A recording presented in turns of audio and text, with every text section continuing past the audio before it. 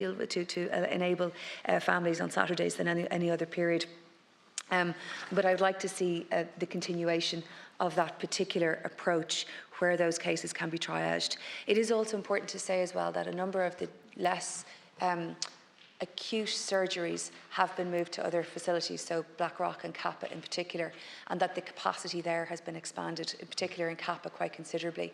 And I think we need to conceive as well how the non-acute surgeries, the more routine surgeries, how we might consider that as an elective process within the paediatric system, which we really haven't brought into the elective system, and how we might develop the capacity in Kappa to look at some of that capacity for more routine surgeries.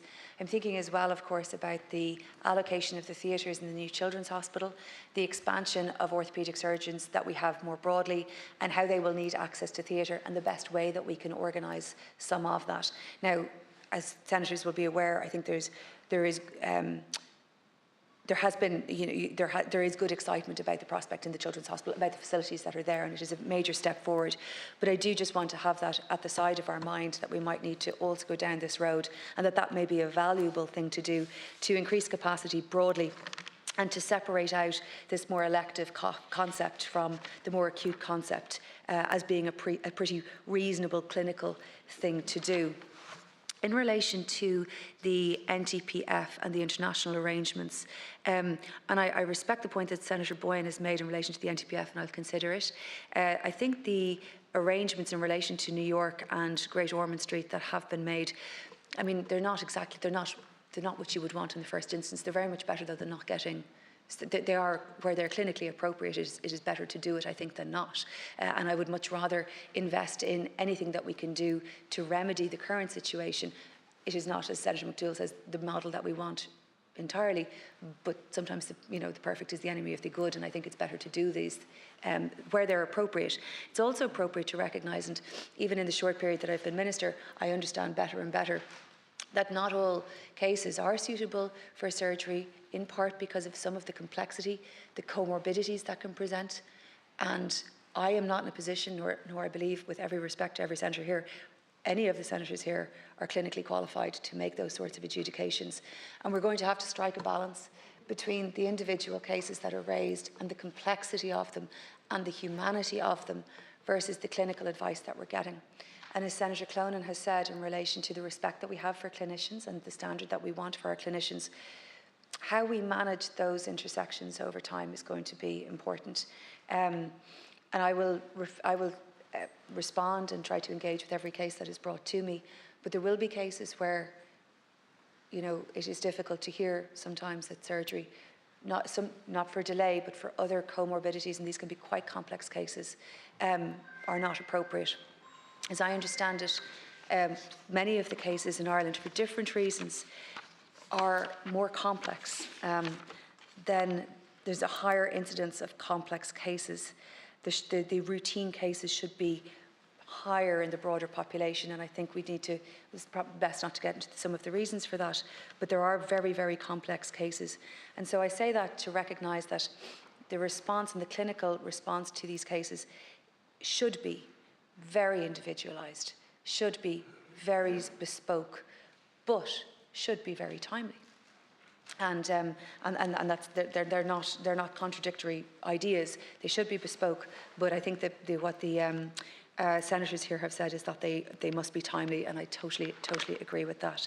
In relation to some of the funding issues that have been raised, the 19 million euros, yes, I hear what senators are saying in relation to that, and I will reflect on that.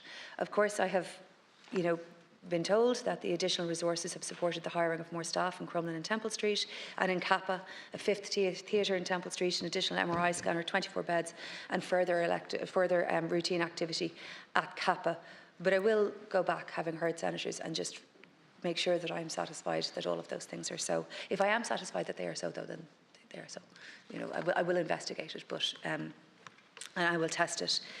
There is also additional funding, as senators are more than aware, in 2024, an additional €5 million to hire more posts into spinal services. So we're talking about 52 full-time equivalent posts, 14 of which are now in post. So we have some spend yet to do. 4 consultant orthopaedic surgeons, 2 consultant paediatric, I can't say this word, anesthesiologists, 1 consultant paediatrician with a special interest in paediatric neurodisability, which is an important complementary element to it, and a number of others, plastic surgeon, respiratory consultant, nursing posts, and so on and so on. And I hear what senators are saying in relation to the hiring standards, and I think the higher specialist training in particular. We do have a consultant hiring advisory CAAC, the acronym of which I haven't got quite right in my head, but I will check and reflect on that, because of course we want consultants of the highest standard. It is difficult to recruit them in a timely way. So I may have the funding for it, or the HSE may have, the CHI may have the funding for it, but to hire a specialist surgeon who is already practicing in an international practice, and let's respect that we want our specialist doctors to go abroad to get training elsewhere, to perform surgeries at a critical mass that is not necessarily available here, and then to come back with their expertise. And we are trying all the time to bring people home who have acquired better expertise in hospitals with a larger critical mass, more specialist training, who are linked to particular research universities. These are good things for the medical system. We want to try and bring those back. But if you think about the hiring process, plus the giving of notice, plus the location, it can take a little bit of time, and that's not great. I prefer that you could sort of do it immediately, but that is just the reality of it. But I will be working with the task force, and I will work with the department to stay on top of this. It won't be for drift on my part anyway that it is not done. The risk management piece in relation to that Senator Clonan raised, and can I just say a special thanks to Senator Clonan for articulating his son's experience and his family's experience, and the difficulties that delayed treatment has in a very real and direct way, both on the physical, on the mental, on the total humanity of every individual involved. And that is why, of course, senators have brought this legislation and this focus on this. More specifically, however, in relation to the risk management and clinical migration, I am, honest to God, really concerned about all of that and how that is done.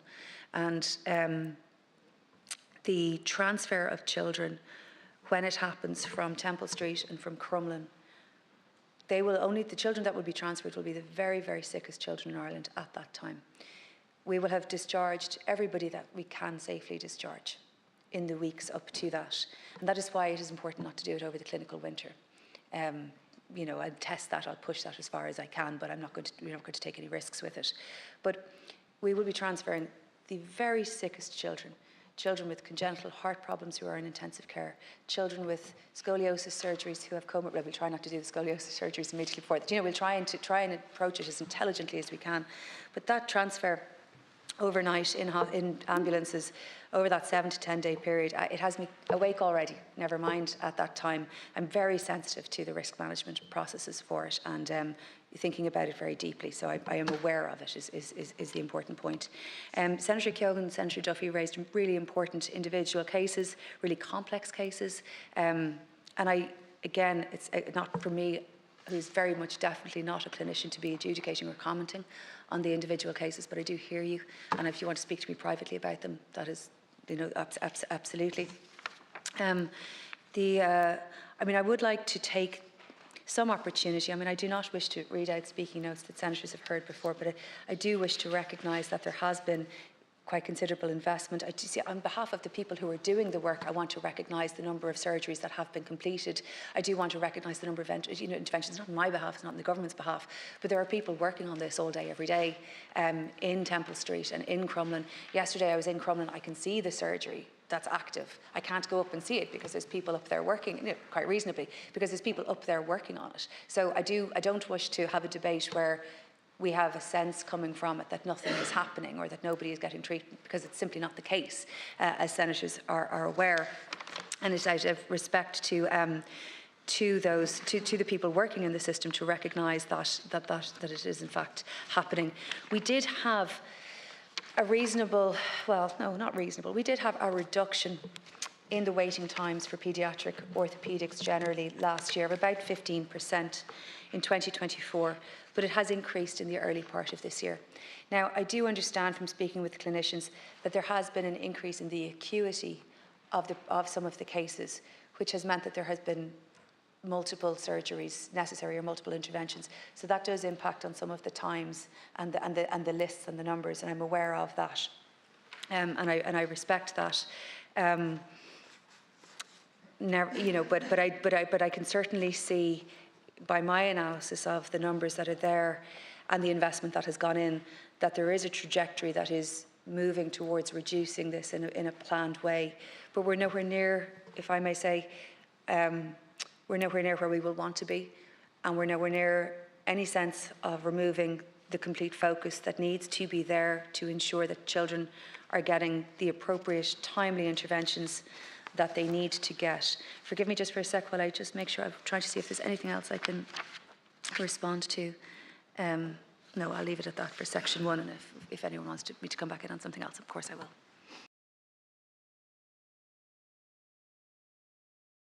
Thank you. Yes, on the Boston review, there was 27 recommendations in that external quality review prepared by Boston Children's Hospital.